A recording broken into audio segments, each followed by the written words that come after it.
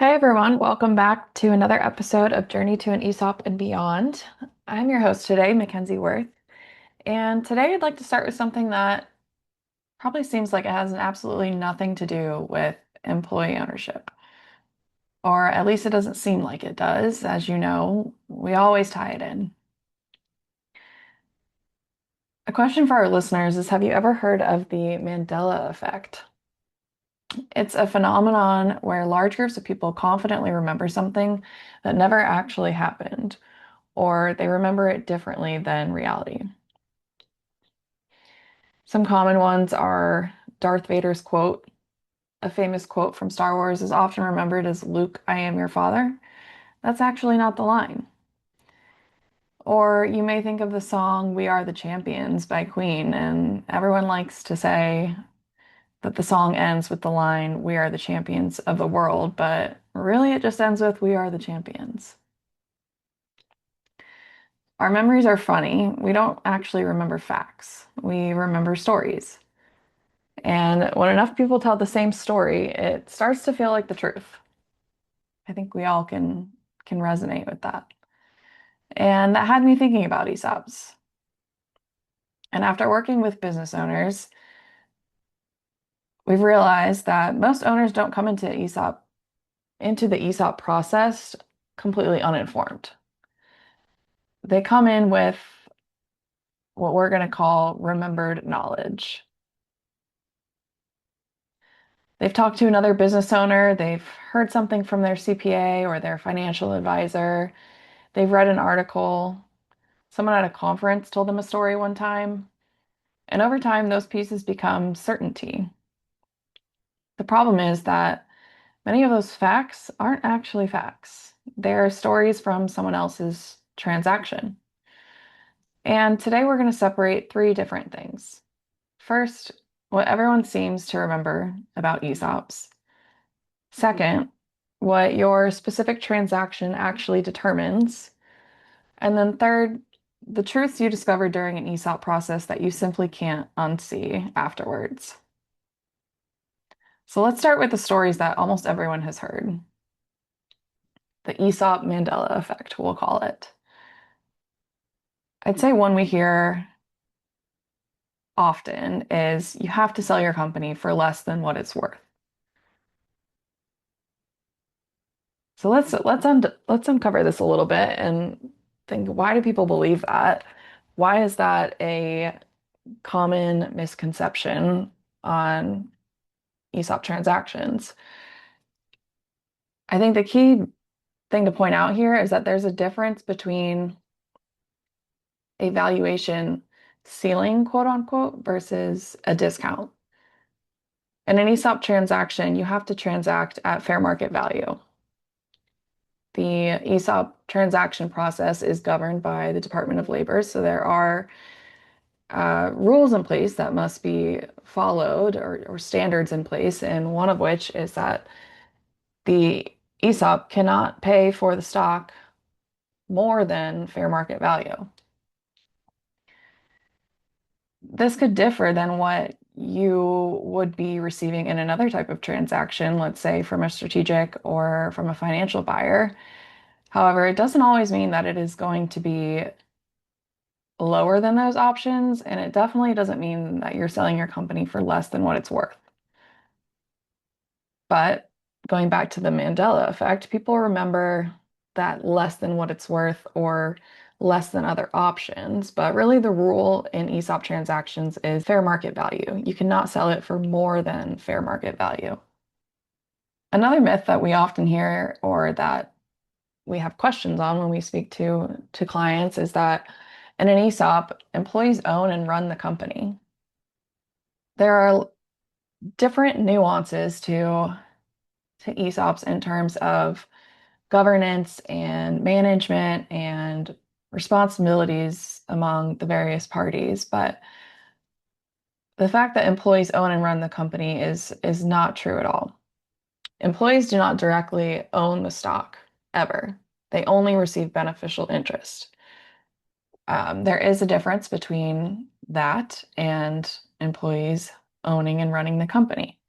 Operationally and Governance-wise, there are no changes. Employees are not able to barge into your office and tell you how things should be run just because the company is now employee-owned.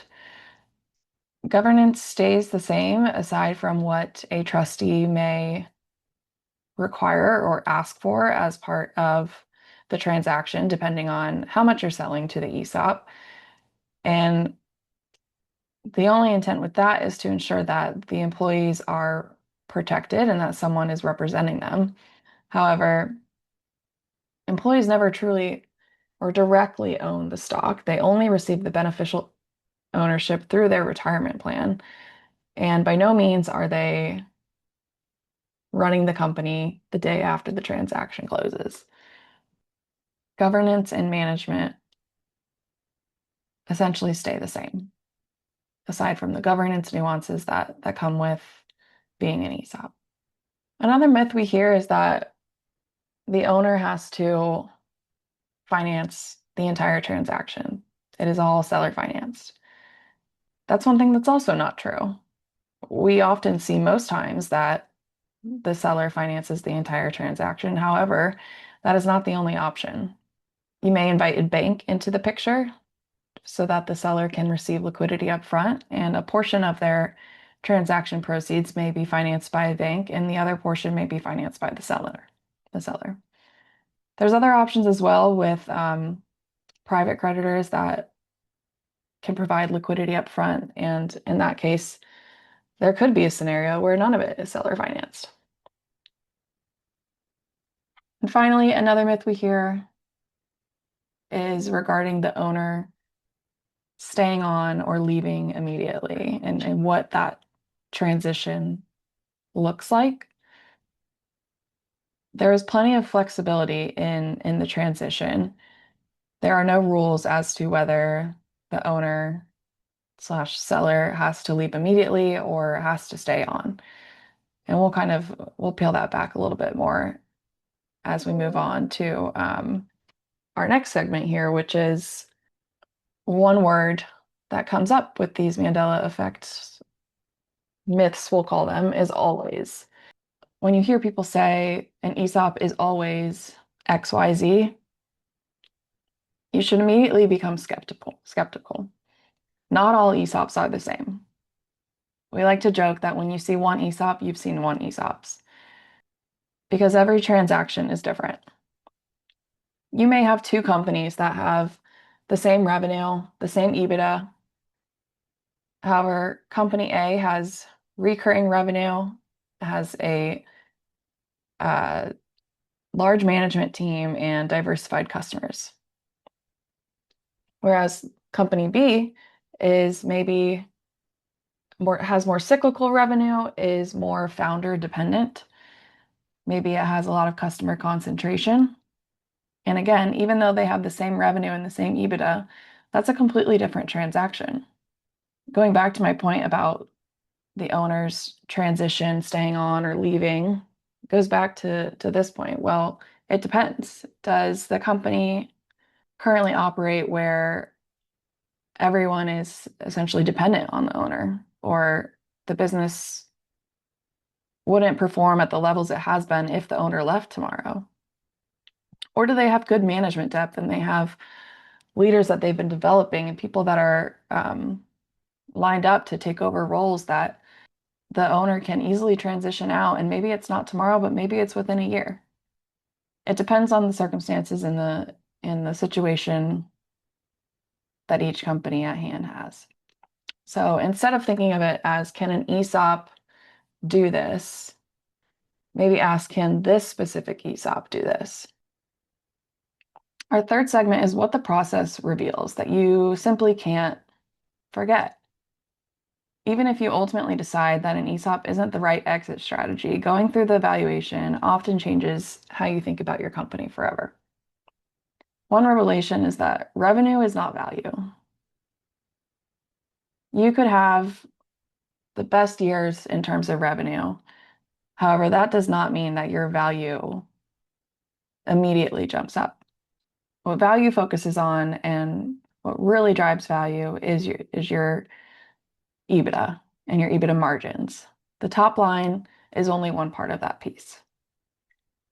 Another revelation that may come throughout the process is you as the owner and seller, kind of back to that point, you may be your company's greatest asset, but also the greatest risk. How dependent is your company on you as the owner and as the seller? And what's at risk if you were to leave within a year or within 2 years? And what is not at risk? Another revelation is that culture isn't just what people say. Culture gets rewarded. And with an ESOP transaction, having that mindset and that ownership culture isn't something that the ESOP is going to provide automatically. You have to have that culture or a culture already that exists that the ESOP then is a supplement to and rewards that culture. So the questions that matter if you are considering an ESOP, rather than can my company be an ESOP, is an ESOP a right fit? The question I'd ask yourself is how dependent is the business on me? How transferable our customer relationship? What actually creates value within our company? What future am I trying to preserve? What do I want life to look like after closing? And all of these questions matter whether you choose an ESOP or if you choose to sell to a strategic or to a financial buyer or to never sell at all. So, in summary, the Mandela effect teaches us something interesting, which is humans don't remember reality. We remember the version of reality that gets repeated the most. By the time someone comes to us to discuss an ESOP, they've usually been carrying around months or years of accumulated stories related to ESOPs. And some may be true, some may be partially true, some were true for someone else's company, but none of them are a substitute for understanding your business, which is why every ESOP transaction is different. So, one takeaway from today's episode is don't let someone else's experience become your conclusion. Let it become your question. Because the goal isn't to collect more ESOP stories, it's to understand your company well enough to write your own. I hope you enjoyed today's episode and thank you for listening. If you did enjoy it, please share with a friend, like, and subscribe. And don't forget to interact with us as well. So, thank you for listening, and we will see you again next week.